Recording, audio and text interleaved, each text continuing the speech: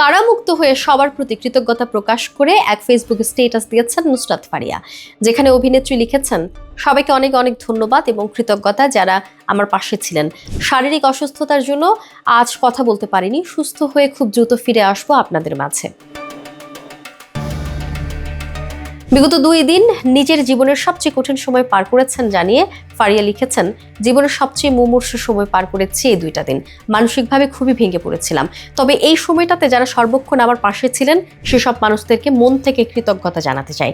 আমার সহকর্মী থেকে শুরু করে ইন্ডাস্ট্রির সবাই, এমনকি আপামর সাধারণ মানুষ যারা আমার হয়ে কথা বলেছেন, ন্যায়ের পক্ষে কথা বলেছেন, পাশে থেকেছেন, তাদের এই সাপোর্ট, ভালোবাসা আমি আজীবন মনে রাখবো। ফারিয়া আরও লেখেন, আপনারা পাশে না থাকলে হয়তো এত দ্রুত আপনাদের মাঝে উপস্থিত হতে পারতাম না। বিশেষ করে ধন্যবাদ দিতে চাই আমাদের গণমাধ্যম কর্মীদেরকে, তাদের এই সাপোর্টটা ভীষণ দরকার ছিল। আমি সবসময় মনে রাখবো আমার প্রতি আপনাদের ভালোবাসার কথা। এর আগে থাইল্যান্ড যাওয়ার সময় ঢাকার হযরত শাহজালাল আন্তর্জাতিক বিমানবন্দর থেকে আটক করা হয় নুসরাত ফারিয়াকে। এরপর বিএনপির ভাটারা থানায় এক হত্যা চেষ্টার মামলায় গ্রেফতার দেখিয়ে আদালতে তোলা হয় তাকে। আদালত অভিনেত্রীকে কারাগারে পাঠানোর আদেশ দেন।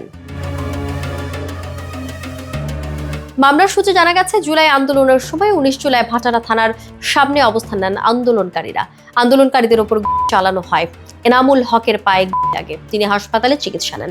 পরে সাবেক প্রধানমন্ত্রী ও আওয়ামী লীগ সভানেত্রী শেখ হাসিনা সহ 283 জনের নাম উল্লেখ ও অজ্ঞাতনামা 300-400 জনের বিরুদ্ধে ঢাকার সিএমএম আদালতে মামলাটি করেছেন এনামুল হক। চেষ্টার ওই মামলায় আসামি করা হয় অপু বিশ্বাস, আসনা হাবিব ভাবনা, নুসরাত ফারিয়া, অভিনেতা জায়েদ খান সহ 17 জন তারকাকে।